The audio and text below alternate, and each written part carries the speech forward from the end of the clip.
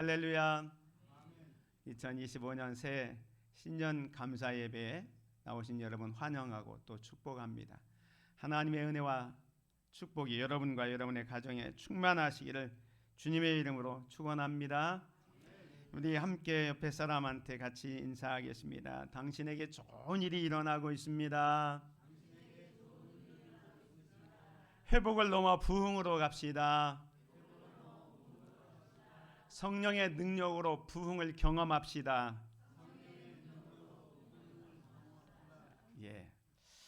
올해 우리 교회 표어가 성령의 능력으로 부흥하는 교회라 이렇게 정하고 시작을 했습니다. 그래서 지난 송구영신 예배 때는 성령의 능력으로 큰 군대를 이루는 2025년, 그래서 에스겔 골짜기에 마른 뼈가 큰 군대가 이루어졌던 그 사건을 생각해 보면서 성령의 능력으로 큰 군대를 이루려면 먼저 하나님의 임재와 성령의 인도를 받자 말씀드렸고, 두 번째로는 하나님의 말씀 앞에 온전히 순종하자, 세 번째로는 그래서 마른 뼈가 살아나는 부흥의 은총을 경험합시다 이렇게 말씀을 드렸는데, 오늘 이제 신년 감사주일 첫 번째 주일을 맞이해서 우리 교회가 2025년을 시작하면서 어떤 방향으로 나아가야 될지를 말씀을 드리면서 함께 은혜를 받기를 원합니다.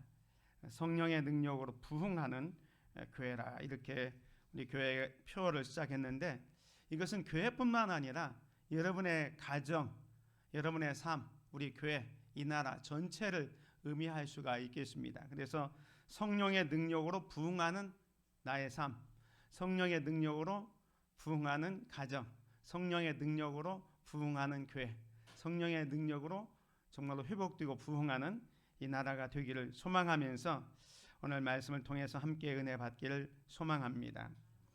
부흥은 하나님의 뜻입니다. 부흥은 하나님의 뜻인데, 우리가 부흥이 뭘까 하고 했을 때 두 가지 측면을 같이 생각해 볼 수가 있습니다. 첫 번째로는 영적인 부흥이 있고요, 이 숫자적인 부흥, 성장을 포함할 수 있습니다. 첫 번째 영적 부흥은 뭐냐? Spiritual Revival에서 이 영적 부흥은 여러 가지 요소가 있겠지만 첫 번째로 신앙의 회복, 영적 각성이 일어나는 겁니다. 그래서 이 믿음의 성도들이 하나님과의 관계를 새롭게 하고 또 기도와 말씀에 대한 열정이 증가한 것을 우리는 부흥이라 이렇게 얘기합니다. 그래서 말씀과 기도로 하나님과의 관계가 회복되면 그 다음 단계로 나아가는 게 뭐냐면 회개와 변화입니다. 사람들은 자기들의 죄를 깨닫고 회개하고 새로운 삶을 살게 되지요. 우리나라의 1907년에 평양에 대부흥운동이 일어났을 때에도 그때 사실은 부흥 집회가 있었습니다. 그 당시는 사경회라 하는데 하나님의 말씀을 묵상하면서 부흥회가 일어날 때에 그때 이제 길선주 장로님이 자기의 죄를 깨닫고 성도들 앞에 자기의 죄를 회개함으로 말미암아 영적 부흥운동이 이렇게 기폭제가 됐던 것을 보게 됩니다. 영적 부흥은 뭐냐? 중요한 것은 자기가 지은 죄에 대해서 회개하고 새로운 삶의 변화가 일어나는 것을 우리는 영적인 부흥이라고 이야기할 수가 있겠습니다. 이렇게 되다 보면 성령의 역사로 이 하나님의 임재를 깊이 체험하게 되지요. 뿐만 아니라 이게 은혜 받고 하나님의 임재를 체험했던 공동체는 어떻게 됩니까? 서로를 사랑하고 또 연합하게 되지요. 초대교회 보면 은혜 받고 부흥했던 믿음의 성도들이 자기들이 어떻게 합니까? 자기들의 그 재산을 사도들에게 갖다 주고 사도들은 그걸 가지고 가난한 사람들과 이웃들을 구제하는 일들을 하고 있지 않습니까? 이런 모든 것을 통틀어서 우리는 영적인 부흥이다 이렇게 얘기합니다. 뿐만 아니라 이 부흥은 영적 부흥뿐만 아니라 숫자적 부흥도 포함을 합니다. 이 숫자적 부흥이라는 건 뭐냐면 말 그대로 신자의 수가 점점 증가하는 거죠. 새로운 신자들이 교회에 합류하고 세례를 받는 사람들이 더욱더 많아지는 겁니다. 뿐만 아니라 전도와 선교가 이제 계속해서 더 많아지는 거죠. 교회가 적극적으로 복음을 전하고 새로운 사람들을 하나님께로 인도하는 그런 사역이 더 풍성해집니다. 그리고 사회에서의 영향력도 증대가 됩니다. 교회가 지역사회에 긍정적인 영향을 미치고 더 많은 사람들이 교회 사역에 참여하는 것을 우리는 숫자적 부흥, 성장이라고 얘기합니다. 그래서 부흥은 이 영적인 부흥과 숫자적인 부흥이 같이 일어나는데요. 이건 서로 상호작용이 일어납니다. 영적 부흥이 일어나면 성도들이 그 열정적으로 어떻게 합니까? 전도도 하고 그래서 결과적으로 숫자적인 부흥도 일어나게 되지요. 또한 숫자적인 부흥이 일어나면 새로운 신자들이 교회에 들어오면서 영적인 부흥을 경험하는 기회가 되는 것입니다. 그런데 이 둘 다는 다 하나님의 뜻이다라는 겁니다. 영적 부흥도 하나님의 뜻입니다. 영적 부흥이 하나님의 뜻이라는 것은 성경에 많은 말씀이 있지만 역대하 7장 14절에 보면 내 이름으로 일컫는 내 백성이 그들의 악한 길에서 떠나 스스로 낮추고 기도하여 내 얼굴을 찾으면 내가 하늘에서 듣고 그들의 죄를 사하고 그들의 땅을 고칠지라 말씀합니다. 이 말씀은 하나님께서 백성들이 회개하고 그분을 찾을 때에 응답하여 주실 것을 약속하는 말씀입니다. 영적 부흥에 대한 하나님의 갈망이 여기에 담겨져 있다고 볼 수가 있습니다. 뿐만 아니라 숫자적인 부흥도 하나님의 뜻입니다. 예수님께서는 부활 승천하시면서 제자들을 불러놓고 우리에게 말씀하셨던 그 위대한 사명을 주셨잖아요. 그러므로 너희는 가서 모든 민족을 제자로 삼아 아버지와 아들과 성령의 이름으로 세례를 베풀고 내가 너에게 분부한 모든 것을 가르쳐 지키게 하라. 볼지어다 내가 세상 끝날까지 너희와 항상 함께 있으리라 말씀을 하셨습니다. 이 말씀은 교회가 성장하고 새로운 신자들을 양육해 가는 것이 하나님의 뜻이다라고 말씀하고 있는 것입니다. 그래서 부흥은 단순히 교인의 수가 늘어나는 것을 의미하지 않습니다. 부흥은 성령의 역사로 인해서 교회가 영적으로 깨어나고 또 하나님과의 관계가 회복되며 하나님의 뜻이 이루어지는 상태를 우리는 부흥이다 이렇게 얘기를 하게 됩니다. 그런데 이 부흥을 우리에게 잘 보여줬던 모범이 초대교회였습니다. 이 초대교회는 부흥하는 교회였습니다. 특별히 사도행전에 보면 이 교회가 어떻게 부흥해 되어 가는지를 우리에게 쭉 보여주는데 사도행전 전체의 주제의 말씀이 1장 8절이죠. 한번 같이 읽겠습니다. 시작. 오직 성령이 너에게 임하시면 너희가 권능을 받고 예루살렘과 온 유대와 사마리아와 땅끝까지 이르러 내 증인이 되리라 하시니라. 여기 보면 성령이 임하면 권능을 받고 예루살렘과 온 유대와 사마리아와 땅끝까지 이르러 증인이 될 것을 말씀하는데 사도행전은 그런 역사를 쭉 보여주고 있습니다. 그래서 이 사도행전에 나온 이 부흥의 역사를 좀 같이 살펴보면요. 첫 번째로 예루살렘에서의 복음이 진보가 일어납니다. 이제 오순절 성령 강림 이후에 사도들이 열심을 다해서 복음을 증거하잖아요. 그래서 이제 예루살렘 중심으로 교회가 폭발적으로 부흥을 합니다. 베드로가 설교하면 하루에도 3,000명, 5,000명씩 회개하고 돌아왔는데 6장 7절에 보면 이렇게 말씀합니다. 하나님의 말씀이 점점 왕성하여 예루살렘에 있는 제자의 수가 더 심히 많아지고 허다한 제사장의 무리도 이 도에 복종하니라. 예루살렘에 수많은 제자들이 생겼을 뿐만 아니라 심지어 제사장의 무리도 이 도에 예수 그리스도를 따르는 일에 복종하게 됩니다. 그래서 이 사도행전 6장 7절을 통해서 복음이 예루살렘에 이렇게 편만하게 이루어졌던 것을 보게 됩니다. 그 다음에 예루살렘과 온 유대와 사마리아로 가야 되잖아요. 그 말씀이 바로 오늘 9장 31절입니다. 유다와 사마리아로 복음이 확장이 됩니다. 그리하여 온 유대와 갈릴리와 사마리아 교회가 편안하여 든든히 서가고 주를 경외함과 성령의 위로로 진행하여 수가 더 많아지니라. 예루살렘뿐만 아니라 이제 복음이 유다와 사마리아까지 복음이 증거되어지고 있습니다. 그 다음 단계로 가는데 이제 보면 이방인이 교회에 들어오기 시작합니다. 그래서 12장 24절에 보면 하나님의 말씀은 흥왕하여 더하더라. 복음이 계속해서 확장되어져 가고 있는 겁니다. 뿐만 아니라 사도행전 12장 이후에 보면 이제 안디옥 교회를 통해서 이제 복음의 문이 열려지고 이방인을 위한 사도로 바울이 이제 활동하게 되잖아요. 그래서 이방인을 위한 선교의 문이 활짝 열어지게 됩니다. 그게 16장 5절입니다. 이에 여러 교회가 믿음이 더 굳건해지고 수가 날마다 늘어가니라.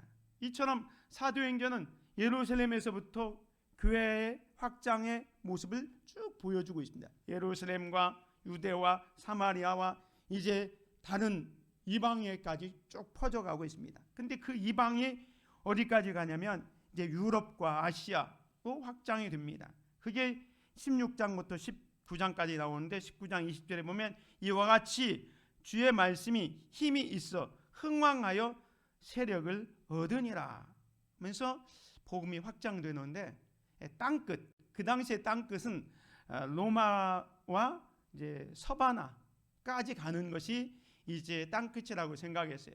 그래서 사도 바울이 1차, 2차, 3차 전도여행을 하고 이제 로마로 죄수의 몸으로 로마까지 가잖아요. 그래서 로마에 가서도 복음을 전합니다. 심지어 로마에 가서 감옥에 갇혀 있으면서도 복음을 증거하게 됩니다. 그래서 바울이 복음을 증거하는 장면을 보면 이제 이 사도행전 28장 마지막 31절에 하나님의 나라를 전파하며 주 예수 그리스도에 관한 모든 것을 담대하게 거침없이 가르치더라 하면서 이 사도행전이 마치고 있습니다. 그래서 사도행전 1장 8절 오직 성령이 너희에게 임하시면 너희가 권능을 받고 예루살렘과 유다와 사마리아와 땅끝까지 이르러 내 증인이 되리라는 그 과정을 지금 한 6단계를 거쳐서 지금 이제 하나님의 복음이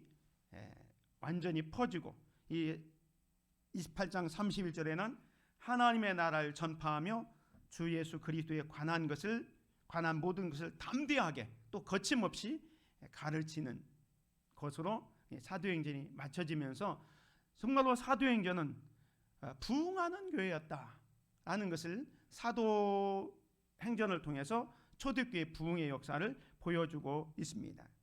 그런데 중요한 것은 우리는 사도행전을 이야기할 때 사도들의 행전을 기록했다 해서 사도행전이라고 하지만 또 다른 의미로는 성령의 역사였기 때문에 성령행전이다 이렇게도 이야기하지 않습니까? 그래서 사실 부흥의 원동력은 사도들이 열심히 수고한 것도 있지만 성령의 능력으로 부흥이 되어졌습니다. 그래서 우리 교회 표도 지금 이제 성령의 능력으로 부흥하는 교회라고 정한 것은 우리가 아무리 수고하고 노력하더라도 성령께서 역사하지 아니하면 안 되기 때문에 성령의 역사, 성령의 능력이 나타나야 됨을 말씀하고 있습니다. 아까 봤던 사도행전 1장 8절에 보면 오직 성령이 너에게 임하시면 너희가 권능을 받고, 제자들이 성령 충만 받기 전에는 사실 담대하지 못했습니다. 베드로를 보십시오. 어린 계제바위 앞에서도 예수님을 부인하고 이렇게 저주 멸시까지 했지만 오순절 성령 강림 받은 다음에는 담대해졌잖아요. 그래서 성경에 보면 이 베드로뿐만 아니라 사도들이 그 당시에 종교 지도자들이나 관리들 앞에 당당하게 서서 복음을 담대하게 전하더라라고 말씀하고 있습니다. 사도행전을 보면 담대하게 전하더라. 아까 사도행전 그 28장 31절에도 담대하게 거침없이 전하잖아요. 이게 성령의 권능을 받았기 때문에 가능했던 것입니다. 권능을 받아야, 성령의 권능을 받아야 이를 가능할 수 있습니다. 이 성령의 권능이라는 것은 인간의 능력을 초월하는 초자연적인 힘으로 신자들이 두려움 없이 복음을 전할 수 있게 하는 능력을 말합니다. 그래서 성령의 역사로 이 성도들은 권능을 받고 예수 그리스도의 증인이 되어서 영적 변화와 또 공동체 연합을 이루면서 궁극적으로 교회가 부흥하게 하는 거죠. 그 말씀이 오늘 9장 31절에도 다시 한번 나오고 있습니다. 그리하여 온 유대와 갈릴리와 사마리아 교회가 편안하여 든든히 서가고 주를 경외함과 뭐라겠습니까? 성령의 위로로 진행하여 수가 더 많아지더라. 근데 여러분이 가지고 있는 성경에 보면 성령의 위로라는 거기에 조그만한 숫자로 1을 쓰면서 밑에 보면 뭐라고 되어 있습니까? 성령의 후원으로 그랬어요. 내 힘으로 안 되고 이 성령의 위로라는 것은 성령님께서 우리를 위로해 주기도 하지만 성령의 후원으로 성령님의 지원을 받아서 부흥하게 된다는 것을 말씀해 주고 있는 것입니다. 그래서 이 성령의 위로는 신자들을 위로하고 격려할 뿐입니다. 초대교회는 정말로 믿음 생활하는데 너무너무 힘들고 어려웠어요. 우리가 아는 것처럼 스데반 집사의 순교 사건 이후로 교회가 핍박이 시작되고 거기다 바울은 예수님 만나기 전에 예수 믿는 사람들을 잡아 죽이는데 앞장섰지 않습니까? 그런데 성령의 역사로 이 바울이 회심을 하고 복음을 전했지만 많은 유대인들은 그 바울까지 죽이려고 안안이 되었습니다. 그런데도 불구하고 교회는 계속해서 성장하고 부흥했던 것을 보게 됩니다.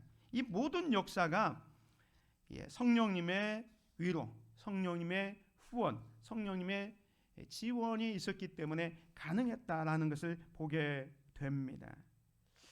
이러한 원리는 오늘날에도 여전히 유효하고 성령의 역사와 교회의 역할이 얼마나 중요한지를 보여주는 말씀이라고 보여집니다. 그런데 이 성령의 능력으로 부흥하는 교회의 특징이 있습니다. 오늘 본문 말씀 9절에 보면 이 성령의 능력으로 부흥하는 교회의 특징이 4가지로 나오고 있는데요.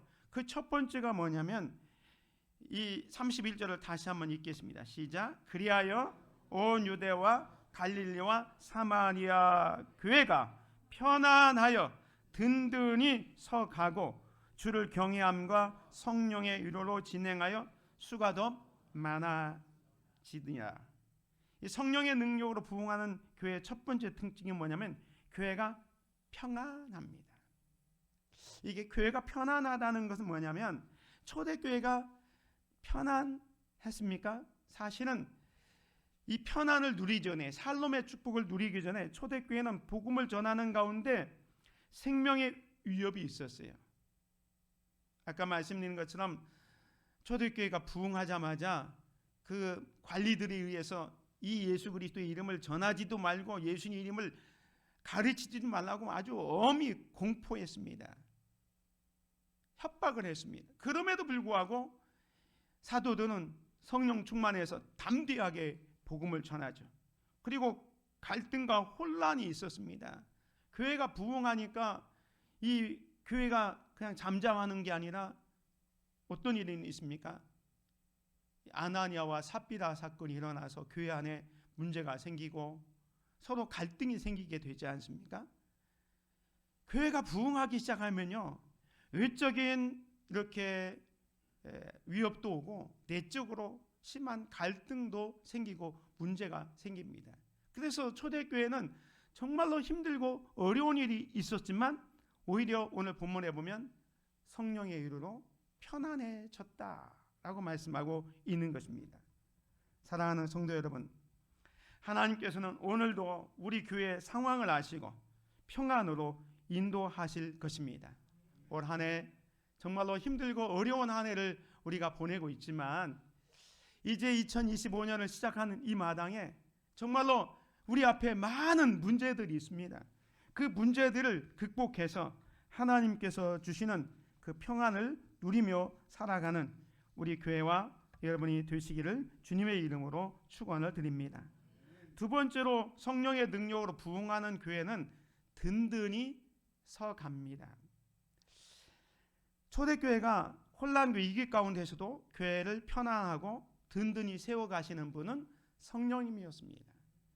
교회의 부흥의 주체는 사람이 아니라 성령님, 하나님이셨습니다. 그래서 교회를 든든히 세워가는 것을 보게 됩니다. 초대교회가 말씀드렸잖아요. 외부의 공격도 있고 내부의 갈등도 있었습니다. 그렇지만 그 교회는 든든히 서갔어요. 뭐 이런 건물이 세워질 때 처음에 뚝딱 생기는 게 아니잖아요. 기초가 세워지고 골조가 세워지고 이제 건물이 되어지기 위해서 인테리어도 하고 이렇게 해서 모든 기반 시설이 됐을 때 온전한 건물이 되는 것처럼 교회도 마찬가지입니다. 처음에 이제 우리가 흔히 말하는 개척교회는 정말로 맨 땅에 헤딩하는 것처럼 정말로 힘들고 어려움으로 시작합니다. 그렇지만 하나님께서는 믿음의 성도들을 보내주셔서 교회가 점점 세워지는 거죠. 그래서 이제 교회가 성장하면 이제 집사님도 생기고 또 장로님들도 세우고 임직자를 세워서 교회의 뼈대를 세워가는 거예요. 그리고 하나님의 일들을 더 효과적으로 세워가는 겁니다. 이제 우리 다음 주에는 우리 교회에서도 또 임직자를 세우는 일을 하는데요. 이런 일을 통해서 교회가 조금씩 이제 든든하게 서가는 과정인 것입니다. 우리 한국 교회가 정말로 힘들고 어려운 시대를 지나고 있지 않습니까? 코로나 때문에 교회들이 정말로 많이 위축되어 있습니다. 그리고 인구 감소로 어린아이들이 없기 때문에 주일학교 없는 교회들이 태반이고요. 그리고 사회적 혼란과 갈등, 교회에 대한 여러 가지 부정적인 인식과 선입견 때문에 이 전도가 힘들고 교회가 부흥하기가 정말로 어려운 시기를 우리가 맞고 있습니다. 그렇지만 교회를 세워가는 분은 성령 하나님인 줄 믿습니다. 하나님께서 오늘도 성령님을 통하여 그분의 교회와 함께 하시며 평안과 부흥의 길로 친히 인도해 주실 것입니다. 이런 놀라운 역사가 여러분의 삶과 또 가정, 우리 교회에 일어나기를 주님의 이름으로 축원을 드립니다. 세 번째로 성령의 능력으로 부흥하는 교회의 특징은 하나님을 경외함으로 순종함이 있습니다. 이 초대교회는요, 하나님을 경외했습니다. 경외했다는 것은 하나님을 두려워하는 마음을 가진 거예요. 그래서 사도행전의 말씀에 보면 하나님을 두려워하는 존재들이 있습니다. 사도행전 2장 41절에서 47절에 보면 사람들이 두려움을 갖게 됩니다. 이 두려움은 뭐냐면 하나님에 대한 경외심을 갖게 되는 거예요. 내가 하나님의 말씀대로 살아야 되겠다는 이 경외심 때문에 하나님의 말씀하시면 그 말씀에 순종을 하면서 교회가 성장을 했습니다. 우리가 하나님을 두려워하지 않는다, 하나님을 경외하지 않는다, 거기에 하나님의 역사가 일어나지 않습니다. 여러분이 하나님을 두려워하지 않는데 하나님의 말씀에 순종할 수 있겠습니까? 그렇지 않습니다. 여기 경외는 두려워하다라는 겁니다. 공경심과 더불어서 하나님의 말씀 앞에 순종해야 되겠다는 거기에 이것이 담겨져 있습니다. 초대교회는 그거 있었기 때문에 예수님께서 부활 승천하시면서 땅끝까지 이르러 내 증인이 되라라는 이 말씀에 순종을 한 겁니다. 그래서 나가서 복음을 전하는 역할을 했던 것입니다. 오늘 우리 교회가 부흥하기 위해서는 오늘 우리에게 맡겨준 복음 증거의 사명을 잘 감당해 갈 수 있어야 할 것입니다. 그래서 올 한 해는 하나님께서 맡겨진 사명을 잘 감당하는, 하나님 말씀에 순종할 수 있는 저와 여러분이 되시기를 주의 이름으로 축원을 드립니다. 마지막, 성령의 능력으로 부흥하는 교회의 특징은 믿는 자의 수가 많아집니다. 오늘 본문에 보면 성령의 위로로 믿는 자의 수가 더 많아졌잖아요. 이게 뭐냐면 초대교회 부흥의 역사는 정말로 영적인 부흥뿐만 아니라 양적으로 계속 부흥이 되어져서 예루살렘과 유다와 사마리아와 땅끝까지 계속해서 복음이 확장되어져 가고 있습니다. 이런 역사는 우리가 지난 그 송구영신 예배 때 드린 것처럼 정말 에스겔의 마른 골짜기, 그 마른 뼈를 보면서 인자야, 이 뼈들이 살아나기를 원하느냐, 살아내겠느냐 했을 때 에스겔이 부정적인 대답을 하기보다는 주께서 아시나이다 이렇게 대답한 건 뭡니까? 그렇게 소망하고 기대하면서 주님의 능력을 믿고 그렇게 대답했던 것입니다. 마찬가지로 에스겔 골짜기에 마른 뼈를 큰 군대로 만드신 성령님께서는 오늘 우리에게, 여러분의 가정 또 교회에게도 이런 부흥을 허락하게 주실 것입니다. 그래서 믿는 자의 수가 더 많아지는 올 한 해 그런 축복이 있기를 주님의 이름으로 축원을 드립니다. 말씀을 정리합니다. 오늘날 우리 한국교회는 여러 가지 문제들을 직면하고 있습니다. 그러나 이러한 상황 속에서도 교회에 평안을 주시고 교회를 세워가시는 분은 하나님이십니다. 하나님은 교회의 주체가 되시고 또 성령을 통해서 교회를 부흥케 하시는 분입니다. 2025년에 우리가 영적으로도 부흥하고 또 숫자적으로도 부흥해서 이것을 얻기 위해서, 성령의 능력을 얻기 위해서 기도의 자리, 또 순종의 자리, 복음 전도의 자리로 나아가는 저와 여러분이 되시기를 주님의 이름으로 축원을 드립니다. 은혜로우신 아버지 하나님 감사합니다. 2025년을 우리에게 허락해 주시고 성령의 능력으로 부흥하는 교회라는 표로 시작했습니다.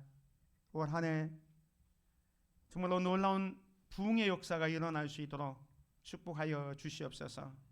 하나님과의 관계가 온전히 회복되게 하여 주시고 하나님이 원하시는 삶 살아갈 수 있도록 예배가 회복되고 말씀 중심의 삶을 살게 하시고 기도와 순종의 삶을 살아갈 수 있도록 또 우리에게 맡겨진 복음 전가의 사명을 감당해 갈 수 있도록 은혜를 베풀어 주시옵소서. 그리하여 영적인 부흥뿐만 아니라 숫자적인 부흥도 일어나는 그런 역사가 있도록 축복하여 주시옵소서. 예수 그리스도의 이름으로 기도드립니다. 아멘.